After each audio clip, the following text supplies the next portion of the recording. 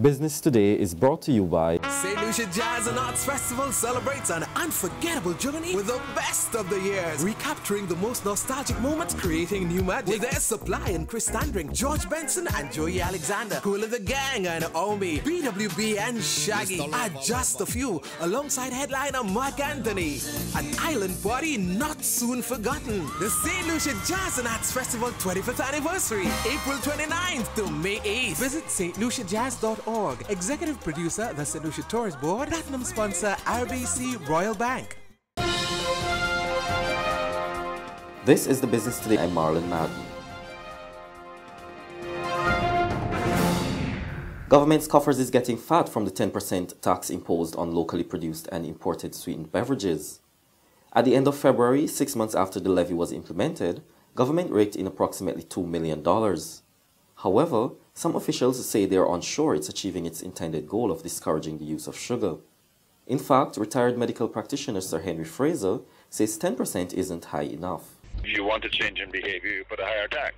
If you just want a bit more money, then the tax is low and you can seem to be doing the right thing. Government is always in a quandary with taxes, you see. If the tax is too high, people shout and scream and cry out and complain. And then they become anti-government.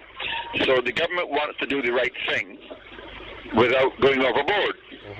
But in my judgment, they could have made a bit more of a tax. I would say that the problem needs to be looked at very carefully. I say that we need more education about it. And I'm saying that we need data to show whether people's behavior is changing or not. But having said that, I do feel that the tax could be greater.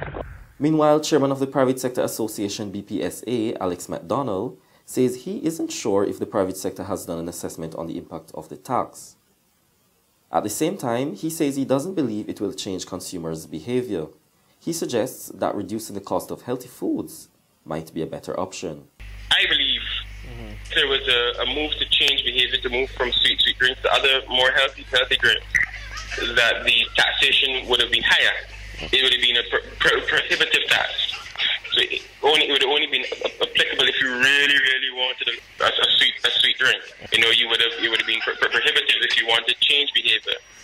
And equally, you would have put an incentive in terms of making it easier to buy healthier drinks. It would have been relatively cheaper.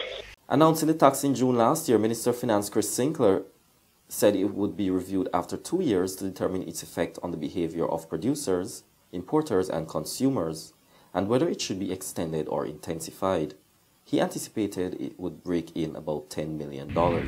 The Fair Trading Commission, FTC, has reported that 71 terms in 28 standard form contracts from various industries were found to be in breach of the Consumer Protection Act during the period April 2014 and March 2015.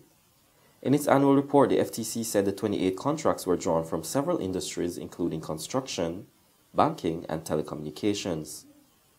It said the contracts contained 1,590 terms. 11 terms have been amended and the Commission is currently in dialogue with the remaining businesses to have the offending terms either deleted or brought into compliance with the Act. Now for today's financial tip. Rewarding your children for their hard work by giving them a payment can be a good way to teach them that hard work pays.